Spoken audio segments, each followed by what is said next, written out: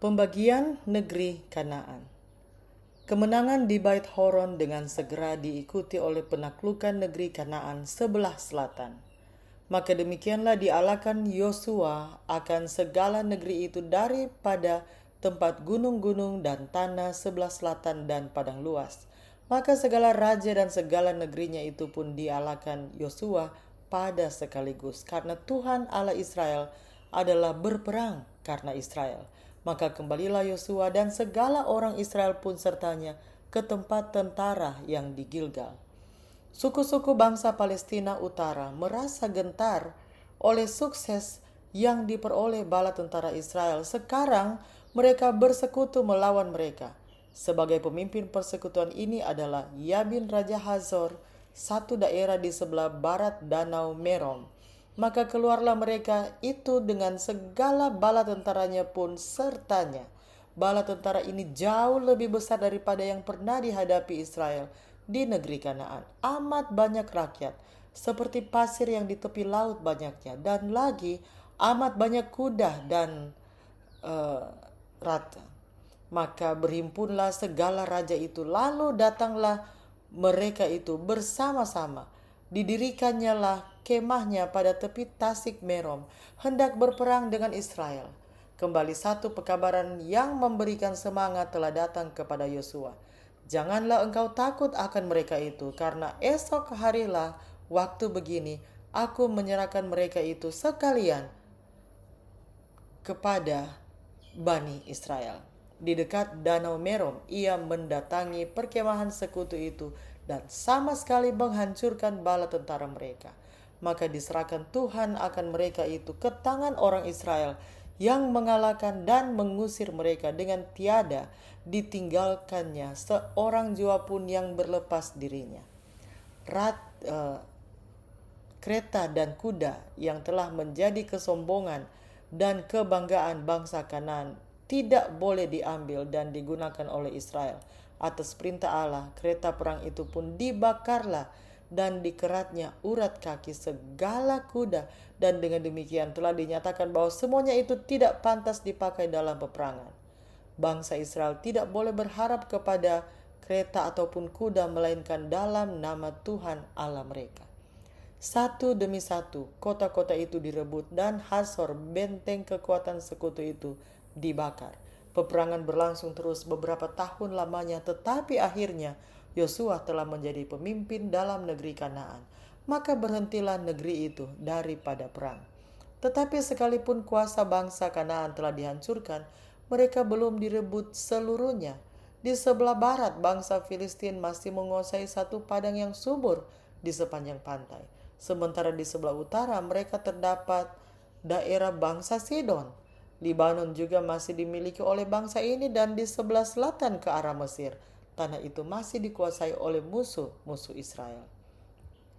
Namun demikian Yosua tidak akan meneruskan peperangan itu.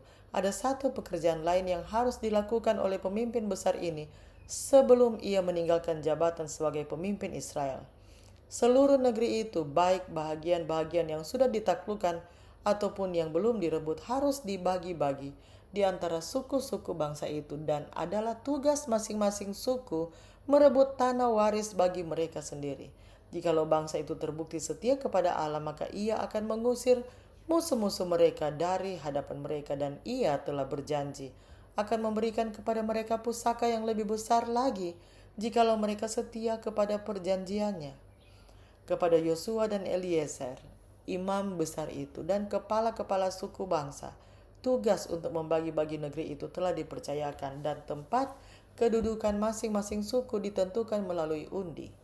Musa sendiri telah menentukan batas-batas negeri itu apabila itu akan dibagi-bagikan di antara suku-suku bangsa itu pada waktu mereka sudah menguasai Kanaan, dan telah menunjuk seorang penghulu masing-masing suku untuk ikut serta dalam pembagian itu. Suku Lewi yang sudah diserahkan untuk melayani pekerjaan Ka'bah tidak termasuk dalam pembagian ini, tetapi 48 kota di berbagai bagian negeri itu telah ditetapkan kepada suku Lewi sebagai pusaka mereka. Sebelum pembagian negeri itu diadakan, Kaleb dengan disertai oleh kepala sukunya maju ke depan dengan menghadapkan satu tuntutan istimewa. Kecuali Yosua, sekarang ini Kaleblah orang yang tertua di antara orang-orang Israel. Kaleb dan Yosua adalah dua dari antara mata-mata yang telah membawa laporan yang baik tentang negeri perjanjian ini, sambil memberikan semangat kepada orang banyak supaya maju dan merebut negeri itu di dalam nama Tuhan. Sekarang Kaleb mengingatkan kepada Yosua tentang perjanjian yang pernah diadakan pada waktu itu sebagai pahala atas kesetiaannya, bahwa jangan tanah yang telah dijejak oleh kakimu itu menjadi milikmu, pusaka dan milik anakmu pun sampai selama-lamanya, sebab engkau telah tetap dalam menurut Tuhan Allahku. Oleh sebab itu ia telah menghadapkan satu permohonan agar Hebron diberikan kepadanya sebagai pusaka.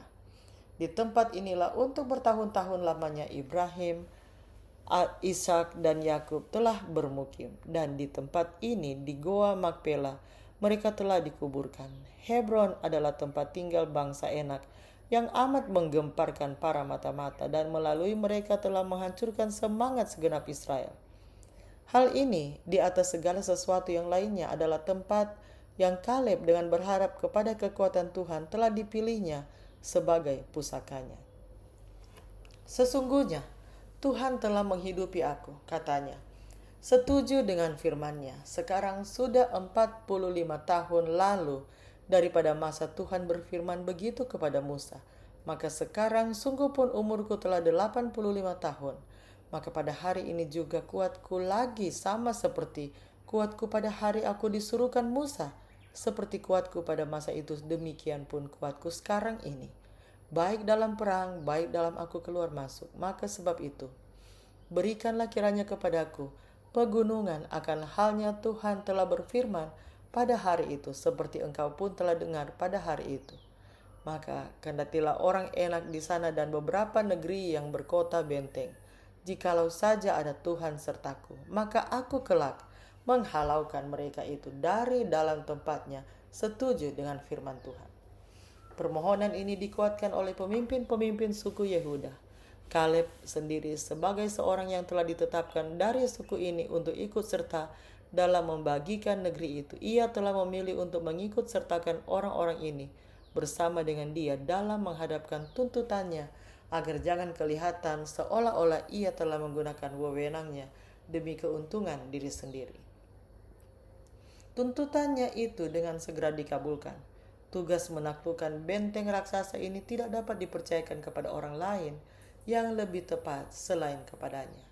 Maka oleh Yosua diberi berkat akan dia dan diberikannya Hebron kepada Kaleb bin Yefune akan milik pusaka. Sebab tetaplah ia dalam menurut Tuhan Allah Israel. Imam Kaleb sekarang ini tetap sama seperti pada waktu kesaksiannya melawan laporan buruk dari mata-mata yang lainnya. Ia telah mempercayai janji Allah bahwa ia akan membawa bangsanya mewarisi Kanaan, dan di dalam hal ini ia telah menuruti Allah dengan sempurna. Bersama dengan bangsanya ia telah bertahan dalam pengembaraan yang lama di padang belantara. Dengan demikian ia telah turut merasakan kekecewaan dan beban orang yang bersalah. Namun demikian ia tidak bersungut-sungut untuk hal ini, tetapi meninggikan rahmat Allah yang telah memeliharakan hidupnya di padang belantara pada waktu saudara-saudaranya dibunuh. Di tengah-tengah segala kesukaran, mara bahaya dan kesulitan daripada perjalanan di padang belantara selama masa peperangan semenjak memasuki Kanaan, Tuhan telah memeliharakan hidupnya, dan sekarang dalam usia lebih daripada 80 tahun, semangat keberaniannya tidak berkurang. Ia tidaklah meminta bagi dirinya satu negeri yang sudah ditaklukkan, tetapi tempat yang lebih daripada yang lainnya dianggap oleh para mata-mata itu mustahil untuk dikalahkan. Oleh pertolongan Tuhan, ia mau merebut benteng ini dari raksasa-raksasa yang kekuatannya telah menggoyahkan iman bangsa Israel. Bukanlah keinginan untuk kehormatan atau kesombongan yang telah mendorong permohonan Kaleb. Serdadu tua yang berani ini ingin memberikan kepada orang banyak satu teladan yang akan menghormati Allah, dan memberikan semangat kepada suku-suku bangsa itu untuk menaklukkan seluruhnya negeri yang oleh leluhur mereka dinyatakan tidak dapat ditaklukkan. Kaleb memperoleh pusaka untuk mana ia telah menetapkan hatinya selama 40 tahun dan dengan berharap kepada Allah untuk beserta dengan dia. Dia telah menghalaukan dari sana ketiga anak laki-laki enak. Setelah mendapat satu pusaka untuk dirinya sendiri dan keluarganya, semangatnya tidaklah berkurang. Ia tidak terus tinggal diam untuk menikmati warisannya itu, tetapi terus bergerak maju untuk merebut tempat-tempat yang lain untuk keuntungan bangsa itu dan kemuliaan Tuhan. Orang-orang yang penakut dan pemberontak telah binasa di padang belantara, tetapi mata-mata yang benar itu memakan buah anggur dari Eskol. Kepada masing-masing telah diberikan menurut kadar imannya. Orang yang tidak percaya telah menyaksikan kegentaran mereka menjadi kenyataan. Sekalipun adanya janji Allah, mereka telah menyatakan bahwa adalah mustahil untuk mewarisi Kanaan, dan mereka pun tidak mewarisinya.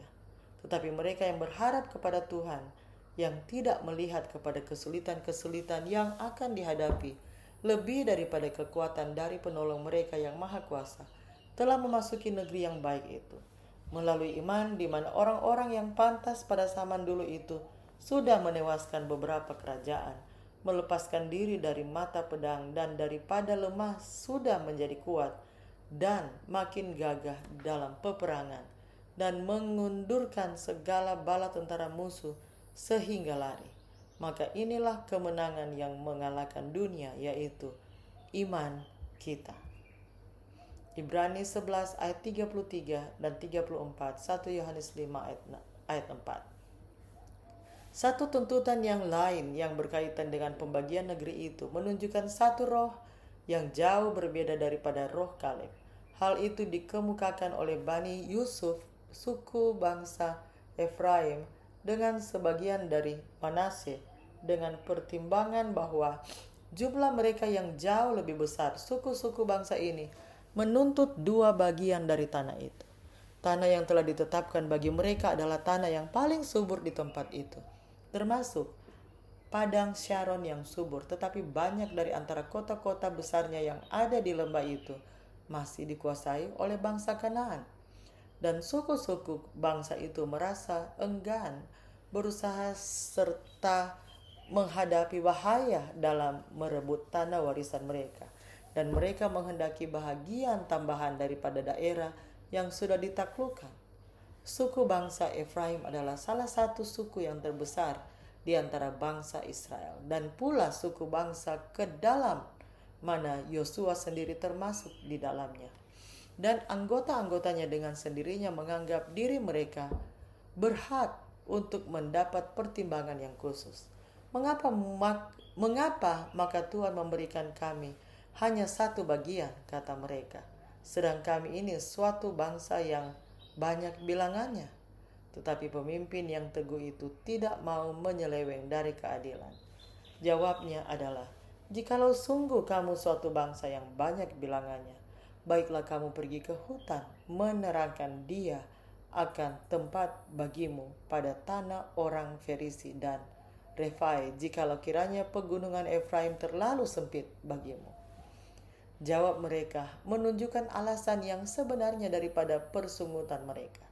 Mereka kekurangan iman dan keberanian untuk mengusir bangsa Kanaan. Tiada tempat lagi tanah pegunungan bagi kami, kata mereka. Maka segala orang Kanaan yang duduk di padang itu ada menaruh rata besi. Kuasa dari Allah Israel telah dijanjikan kepada suku bangsanya. Dan kalau saja Bani Efraim mempunyai semangat dan iman Kaleb, maka tidak akan ada musuh yang bisa bertahan di hadapannya. Keinginan mereka yang nyata untuk menghindarkan diri dari kesukaran dan bahaya telah dihadapi oleh Yosua. Sesungguhnya kamu suatu bangsa yang banyak bilangannya dan besarlah kuatmu, katanya. Maka kamu akan menghalaukan orang Kanaan itu dari tempatnya. Jikalau mereka itu menaruh rata besi dan kuatnya besar sekalipun. Dengan demikian bantahan mereka telah dibalikan untuk melawan mereka. Sebagai satu bangsa yang besar, seperti yang mereka katakan, mereka sesungguhnya sanggup untuk berusaha sendiri sebagaimana yang telah dilakukan oleh saudara-saudaranya dengan pertolongan Allah. Mereka tidak perlu takut terhadap rata besi. Hingga saat ini, Gilgal telah menjadi markas besar bangsa itu dan tempat kedudukan Ka'bah.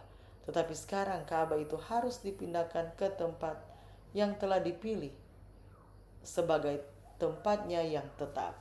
Tempat itu adalah Silo, sebuah kota kecil di tanah Efraim. Itu terletak dekat dengan pusat negeri itu dan mudah untuk didatangi oleh semua suku-suku bangsa itu. Di sini sebagian daripada negeri itu telah seluruhnya ditaklukkan, sehingga orang-orang yang akan berbakti tidak akan terganggu lagi. Maka segenap sidang Bani Israel pun berhimpunlah di Silo, dan didirikannya di sana akan kemah perhimpunan. Suku-suku bangsa yang masih berkemah pada waktu Ka'bah dipindahkan dari Gilgal mengikutinya dan mendirikan tendanya di dekat Silo. Di tempat ini, suku-suku bangsa ini tinggal sampai mereka terpencar ke tempat warisan mereka. Peti perjanjian tetap tinggal di Silo selama 300 tahun sampai oleh sebab dosa-dosa keluarga Eli tempat itu jatuh ke tangan orang Filistin dan Silo dihancurkan. Peti perjanjian itu tidak pernah dikembalikan lagi ke dalam Ka'bah di tempat ini. Pekerjaan Ka'bah akhirnya dipindahkan ke Ka'bah di Yerusalem dan Silo pun menjadi tidak berarti lagi. Hanya tinggal puing-puingnya saja yang menandai tempat di mana kota itu pernah berdiri. Lama sesudah itu nasibnya telah digunakan sebagai satu amaran terhadap Yerusalem, karena cobalah kamu pergi ke tempat kedudukanku dahulu, yaitu ke Silo, kata Tuhan melalui Nabi Yeremia. Tempat kutaruh namaku dahulu, lihatlah olehmu barang yang sudah kuperbuat akan dia, oleh karena sebab segala kejahatan umatku Israel. Maka sebab itu aku akan melakukan atas rumah ini yang atasnya telah disebut namaku dan yang kamu harap padanya, dan atas tempat ini yang sudah kukaruniakan kepada leluhurmu barang yang sudah kuperbuat akan Silo dahulu. Selesai mereka itu daripada membahagi-bahagi tanah itu, dan semua suku-suku bangsa itu telah memperoleh pusakanya, Yosua menghadapkan tuntutannya kepadanya, sebagaimana kepada Kaleb satu janji yang istimewa untuk memperoleh pusaka telah diberikan, tetapi ia tidak meminta satu daerah yang luas, melainkan hanya satu kota yang kecil saja. Diberikannya akan dia negeri yang dikehendakinya, maka dibangunkannya lah pula akan negeri itu, lalu ia duduk di dalamnya. Nama yang diberikan kepada kota itu adalah Timnat Serah, bahagian yang lagi tinggal, satu kesaksian yang nyata akan tabiat yang agung dan roh yang tidak mementingkan diri dari si pemenangnya itu, yang gantinya mengambil hasil rampasan itu lebih dahulu, telah menunda tuntutannya sampai bangsanya yang paling rendah telah dilayani. 6 hari antara kota-kota yang telah ditetapkan bagi suku Lewi, 3 pada masing-masing tepi sungai Yordan, ditentukan sebagai kota-kota perlindungan, ke tempat mana seorang pembunuh bisa lari untuk menyelamatkan dirinya. Penetapan kota-kota ini telah diperintahkan oleh Musa, supaya boleh lari ke sana segala orang pembunuh yang telah membunuh orang dengan tiada sengaja. Maka negeri-negeri itu bagi kamu akan tempat perlindungan, katanya, supaya orang pembunuh itu jangan mati dahulu daripada ia menghadap majelis hukum. Cara yang penuh rahmat ini dianggap perlu oleh adat kebiasaan zaman dulu sehubungan dengan pembalasan secara pribadi, oleh mana hukuman itu diadakan oleh keluarga yang terdekat atau ahli waris daripada yang telah mati itu, di dalam persoalan-persoalan di mana kesalahan itu jelas terbukti. Tidaklah perlu untuk menunggu suatu pengadilan oleh penghulu-penghulu. Si pembalas boleh mengejar penjahat itu kemana saja dan membunuhnya di mana saja ia temukan. Tuhan melihat belumlah tepat untuk menghilangkan adat kebiasaan ini pada saat itu, tetapi ia telah mengadakan suatu jalan untuk memastikan keselamatan mereka yang telah melakukan pembunuhan dengan tidak sengaja. Kota-kota perlindungan itu ditempatkan sedemikian rupa sehingga berada dalam jarak setengah hari perjalanan dari setiap bahagian negeri itu. Jalan-jalan yang menuju ke kota-kota itu senantiasa terpelihara dengan baik. Di sepanjang jalan itu, tanda-tanda petunjuk didirikan dengan bertuliskan kata perlindungan dalam huruf-huruf yang amat jelas, sehingga orang-orang yang sedang melarikan diri tidak akan dilambatkan sedikit pun. Setiap orang Ibrani, orang asing, atau pendatang dapat memperoleh keuntungan dari kesempatan ini. Tetapi sementara orang yang tidak bersalah tidak boleh dibunuh dengan kejam, orang yang bersalah tidak akan terlepas dari hukuman. Perkara orang-orang yang mencari perlindungan haruslah diadili secara adil oleh pemimpin-pemimpin yang sepantasnya, dan hanya apabila orang itu didapati tidak bersalah karena telah membunuh dengan tidak sengaja, maka ia bisa dilindungi di dalam kota perlindungan itu. Orang yang bersalah harus diserahkan kepada si pembalas, dan mereka yang berhak untuk mendapat perlindungan hanya dapat memperolehnya dengan syarat bahwa ia tetap tinggal di dalam kota perlindungan yang telah ditetapkan itu. Kalau seseorang berjalan keluar dari batas-batas yang telah ditentukan dan ia didapati oleh si pembalas itu, maka hidupnya akan membayar hukuman daripada pelanggarannya terhadap jalan yang telah disediakan oleh Tuhan pada saat kematian imam besar. Namun demikian, semua orang yang telah mencari perlindungan di dalam kota-kota perlindungan itu memperoleh kebebasan untuk kembali ke tanah pusaka mereka. Di dalam penyidangan suatu perkara pembunuhan, orang yang tertuduh tidak dihukum atas kesaksian seorang saksi, sekalipun bukti yang berhubungan dengan itu cukup kuat terhadap dirinya. Perintah Allah adalah barang siapa yang telah membunuh orang, maka atas kata orang-orang, saksi hendaklah dibunuh orang akan pembunuh itu, tetapi hanya saksi seorang saja itu tidak cukup bagi menghukumkan orang akan mati dibunuh. Bilangan 35 ayat 30. Kristuslah yang telah memberikan kepada Musa perintah-perintah ini bagi Israel, dan pada waktu secara pribadi ia hidup bersama-sama dengan murid-muridnya di atas dunia ini. Apabila ia mengajarkan bagaimana caranya memperlakukan orang yang bersalah, guru besar itu mengulangi kembali pelajaran bahwa kesaksian satu orang tidak bisa membebaskan atau menghukum seseorang. Pandangan atau pendapat satu orang tidak akan dapat menyelesaikan satu persoalan persengketaan di dalam segala perkara ini. Dua orang atau lebih harus diikut sertakan, dan bersama-sama mereka harus memikul tanggung jawab supaya dengan mulut 2-3 orang saksi itu tiap-tiap perkataan dapat ditetapkan. Matius 18 ayat 16. Jikalau seorang yang diadili karena pembunuhan terbukti bersalah, maka tidak ada tebusan yang dapat menyelamatkan dia. Barang siapa yang menumpahkan darah manusia, maka darahnya pun akan ditumpahkan oleh manusia. Kejadian 9 ayat 6. Maka janganlah kamu menerima uang bangun karena jiwa seorang pembunuh yang patut mati, melainkan hendaklah ia mati dibunuh juga hukumnya. Bilangan 35 ayat 31. Maka patutlah kamu mengambil orang itu jikalau dari hadapan mezbamu sekalipun, supaya ia mati dibunuh. Keluaran 21 ayat 14 adalah perintah Allah, dan tiada boleh diadakan grafirat atas negeri itu daripada darah yang telah ditumpahkan dalamnya, melainkan dengan darah orang juga yang telah menumpahkan dia. Bilangan 35 ayat 33. Keselamatan dan kesucian bangsa itu menuntut agar dosa pembunuhan dihukum dengan kejam.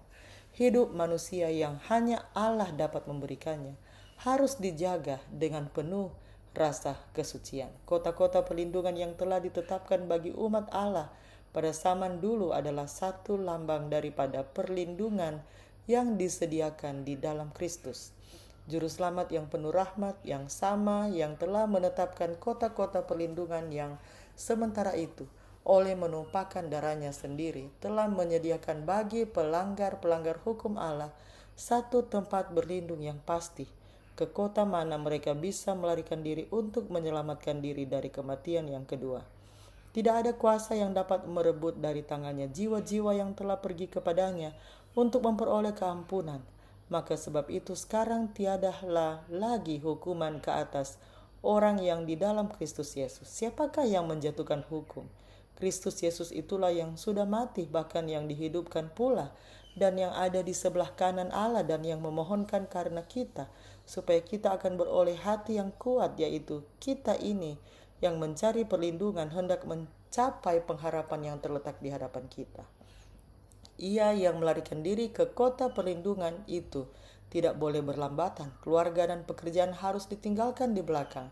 Tidak ada waktu untuk mengucapkan selamat tinggal kepada kekasih-kekasihnya. Hidupnya terancam dan segala kepentingan yang lainnya harus dikorbankan untuk satu maksud. Tiba di tempat yang aman. Rasa letih dilupakan, kesulitan-kesulitan tidak diindahkan. Orang yang mencari perlindungan itu tidak akan melambatkan langkahnya sampai ia berada di tembok kota itu. Orang yang berdosa terbuka kepada kematian yang kekal, sebab sampai ia memperoleh satu tempat persembunyian di dalam Kristus. Dan sebagaimana sikap bermalas-malas dan tidak peduli bisa menghilangkan satu-satunya kesempatan untuk hidup, demikian pula sikap berlambatan serta acuh tak acuh akan membinasakan jiwa. Setan, musuh besar itu, ada di belakang setiap pelanggar hukum Allah yang suci, dan ia yang tidak merasakan adanya bahaya dan tidak mencari naungan dari perlindungan yang kekal itu dengan sungguh-sungguh akan menjadi mangsa si pembinasa itu. Orang tahanan yang pada setiap saat pergi keluar dari kota perlindungan itu akan dibiarkan kepada si pembalas darah itu. Dengan demikian orang banyak itu diajar untuk bertaut kepada jalan yang telah ditetapkan demi keselamatan mereka oleh hikmat yang tidak terbatas itu. Demikian pula tidaklah cukup bahwa orang berdosa percaya di dalam Kristus untuk memperoleh keampunan dari dosa. Ia harus oleh iman dan penurutan tinggal di dalam Dia. Karena jikalau kita berbuat dosa dengan sengaja kemudian daripada kita telah beroleh pengenalan akan yang benar itu, maka tidak ada lagi korban karena dosa, melainkan ada dahsyat orang menantikan hukuman itu, dan ada suatu hangat api yang akan melulur segala yang melawan. Ibrani 10 ayat 26-27. Dua dari suku-suku bangsa Israel, Gad dan Ruben, dengan setengah dari suku Manasye telah menerima warisan mereka sebelum menyeberangi sungai Yordan. Kepada satu bangsa gembala dataran tinggi yang luas dan hutan-hutan Gilead dan Basan yang subur, yang menyediakan padang rumput bagi kawanan kambing dan domba mereka, telah memberikan satu penarikan yang tidak didapati di Kanaan sendiri. Dan kedua setengah suku itu yang menghendaki untuk bermukim di sana telah berjanji akan menyediakan bagian daripada tentara mereka untuk menemani saudara-saudara mereka menyeberangi sungai Yordan dan ikut berperang sampai mereka juga dapat mewarisi pusaka mereka. Tanggung jawab mereka ini telah dilaksanakan dengan setia. Pada waktu ke-10 suku bangsa itu memasuki Kanaan, 40.000 daripada Bani Ruben dan Bani Gad dan setengah suku Manasye menyeberang di hadapan hadirat Tuhan ke padang-padang Yeriko pergi perang. Selama bertahun-tahun mereka telah berperang dengan beraninya bersama dengan saudara-saudaranya. Sekarang waktunya telah tiba bagi mereka untuk kembali ke tanah pusaka mereka. Sebagaimana mereka telah bergabung bersama dengan saudara-saudaranya dalam peperangan, demikian pula mereka pun ikut mengambil bagian dan menerima hasil rampasan perang. Dan mereka telah kembali dengan banyak harta, dengan amat banyak binatang, dengan emas, perak, dan dengan tembaga dan besi, dan dengan amat banyak pakaian, dan semuanya ini harus mereka bagi-bagikan dengan orang-orang yang tinggal bersama dengan keluarga dan kawanan domba mereka. Mereka sekarang harus tinggal di satu tempat yang jauh dari Ka'bah, dan adalah dengan hati yang berat di mana Yosua telah menyaksikan keberangkatan mereka, menyadari betapa besarnya pencobaan di dalam kehidupan mereka yang terpencil, dan mengembara itu untuk jatuh ke dalam adat kebiasaan daripada bangsa-bangsa kafir yang tinggal di sekeliling mereka. Sementara pikiran Yosua dan para pemimpin lainnya masih diliputi oleh firasat yang tidak baik, satu berita yang aneh telah tiba kepada mereka. Di tepi sungai Yordan, dekat tempat penyeberangan Israel yang ajaib itu, kedua setengah suku bangsa itu telah mendirikan satu mezbah yang besar, sama seperti mezbah korban bakaran yang ada di Silo. Hukum Allah telah melarang dengan ancaman hukuman mati, didirikannya perbaktian yang lain di samping perbaktian yang ada di dalam Ka'bah.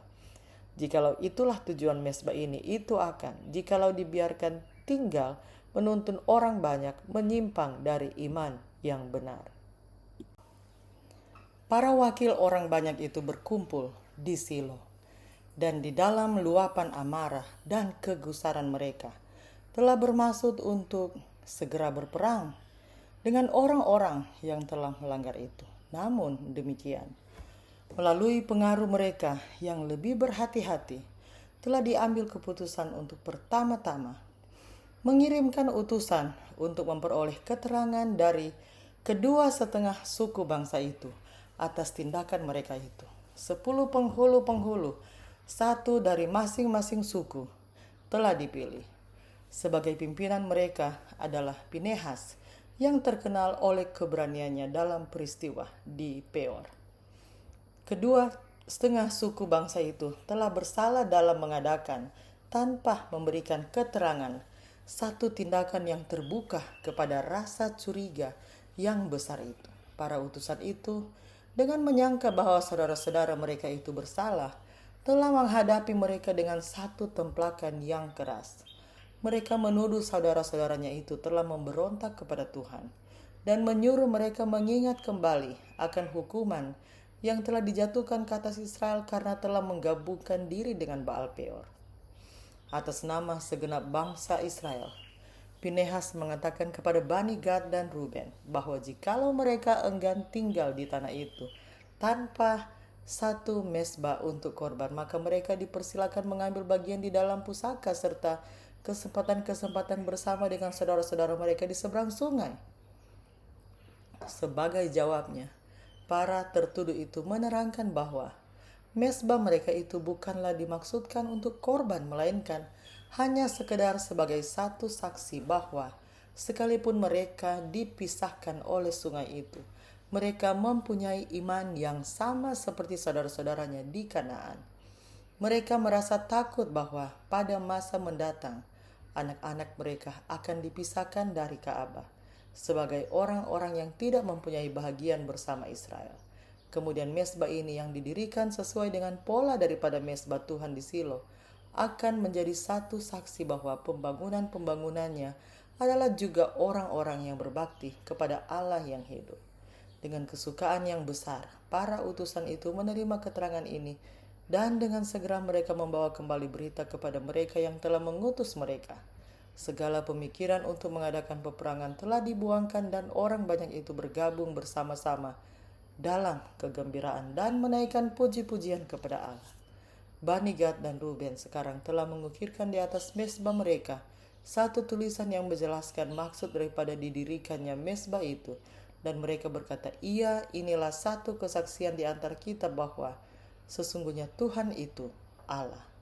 Dengan demikian mereka berusaha untuk mencegah timbulnya salah pengertian di kemudian hari dan membuangkan apa yang akan dapat menjadi penyebab daripada pencobaan. Betapa seringnya satu kesulitan yang sungguh-sungguh timbul hanya oleh karena salah pengertian, sekalipun di antara mereka yang didorong oleh motif-motif yang baik dan tanpa adanya kesopan santunan serta kesabaran, betapa gawat dan mematikan akibat-akibat yang mengikutinya. Ke-10 suku bangsa itu mengingat bagaimana di dalam masalah akan Allah telah menemplak kekurang waspadaan untuk mendapati dosa yang ada di antara mereka. Sekarang mereka bertekad untuk bertindak cepat dan sungguh-sungguh, tetapi di dalam berusaha menjauhkan diri dari dosa yang pertama, mereka telah pergi kepada satu keadaan yang keterlaluan lainnya. Gantinya dengan sopan bertanyakan fakta-fakta dari peristiwa itu, mereka telah datang kepada saudara-saudara mereka itu dengan kritik serta kecaman-kecaman yang pedas. Kalau saja orang-orang dari Bani Gad dan Ruben telah bertindak dalam roh yang sama, maka peperangan akan menjadi akibatnya. Sementara di satu pihak adalah penting untuk menjauhkan diri dari kelalaian dalam menghadapi dosa, adalah sama pentingnya di pihak lain untuk menjauhkan diri dari sikap curiga yang tidak beralasan dan tindakan untuk mengecam dengan keras. sementara mempunyai kepekaan terhadap tuduhan yang paling kecil yang diadakan terhadap perbuatan mereka. Banyak orang yang terlalu keras dalam memperlakukan mereka yang disangka bersalah. Tidak ada seorang pun yang pernah diinsyafkan dari keadaan mereka yang bersalah melalui kecaman dan kritikan, tetapi banyak orang yang telah didorong lebih jauh dari jalan yang benar oleh cara demikian itu dan dituntun untuk mengeraskan hati mereka terhadap keyakinan. Satu roh kebajikan, satu pembawaan yang sopan dan sabar dapat menyelamatkan yang bersalah dan menutupi dosa yang banyak. Kebijaksanaan yang telah dinyatakan oleh Bani Ruben dan sahabat-sahabat mereka patut dicontoh. Sementara dengan jujur berusaha memajukan agama yang benar, mereka telah disalah tafsirkan dan telah dikecam dengan keras. Namun demikian, mereka tidak menunjukkan kemarahan. Dengan sopan dan sabar, mereka telah mendengarkan tuduhan-tuduhan yang dilemparkan oleh saudara-saudara mereka. Sebelum berusaha untuk mengadakan pembelaan diri dan kemudian dengan sempurna menerangkan motif mereka dan menunjukkan keadaan mereka yang tidak bersalah itu. Dengan demikian, kesulitan yang akan mendatangkan akibat-akibat yang gawat itu telah diatasi dengan baik. Sekalipun berada di bawah tuduhan yang palsu, mereka yang berada di pihak yang benar bisa berusaha untuk menjadi tenang dan berpikir, Allah mengerti akan segala sesuatu yang disalah mengerti dan disalah tafsirkan oleh manusia, dan kita dapat dengan aman menyerahkan perkara kita ke dalam tangannya. Ia pasti akan membenarkan persoalan mereka yang berharap kepadanya, sebagaimana ia telah menunjukkan kesalahan akan. Mereka yang didorong oleh Roh Kristus akan memiliki belas kasihan yang sifatnya sabar dan manis budi. Allah menghendaki bahwa persatuan dan kasih persaudaraan harus ada di antara umatnya. Doa Kristus sebelum penyalibannya adalah agar murid-muridnya bisa menjadi satu sama seperti Dia, satu adanya dengan Bapa, agar dunia percaya bahwa Allah telah mengutus Dia. Doa yang paling ajaib dan mengharukan ini menggema sepanjang zaman, bahkan sampai kepada zaman kita sekarang ini, karena kata-katanya adalah, bukan karena mereka itu saja aku berdoa ini, melainkan karena segala orang yang percaya akan Daku, oleh sebab pengajaran mereka itu pun. Yohanes 17 ayat 20. Sementara kita tidak boleh mengorbankan satu prinsip kebenaran haruslah menjadi tujuan kita selalu untuk mencapai keadaan persatuan seperti ini. Ini merupakan bukti bahwa kita adalah murid-muridnya. Yesus berkata, oleh hal ini semua orang akan mengetahui bahwa engkau adalah murid-muridku, yaitu jikalau engkau berkasih-kasihan satu dengan yang lain. Yohanes 13 ayat 35. Rasul Petrus menasihatkan sidang, hendaklah kamu sekalian sehati dan berbelas kasihan dan mengasihi segala saudara dan penyayang dan rendah hati. Janganlah kamu membalas kejahatan dengan kejahatan atau membalas maki dengan maki, melainkan memintakan berkat, karena bagi yang demikian itu kamu sudah dipanggil, supaya kamu mendapat berkat akan menjadi warisanmu. 1 Petrus 3 ayat 8 dan 9.